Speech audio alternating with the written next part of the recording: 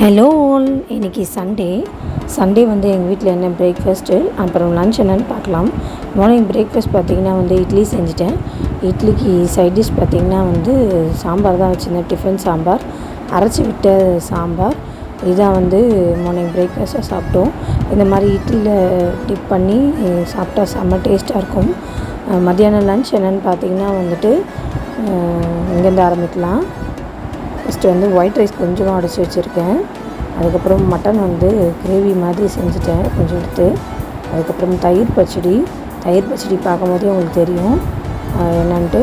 அதுக்கப்புறம் வந்து ரசம், கறி தண்ணி இருக்கு இல்லையா, அதில் எடுத்து ரசம் வச்சுருந்தேன்.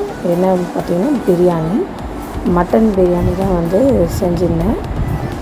நல்லா வந்துட்டு உதிரியாக சூப்பராக வந்து டபராவில் செஞ்சுருந்தேன் தம் போட்டு. அதுக்கப்புறம் எக். இதான் வந்து எங்கள் வீட்டு லன்ச்சு. தேங்க்யூ, பாய்.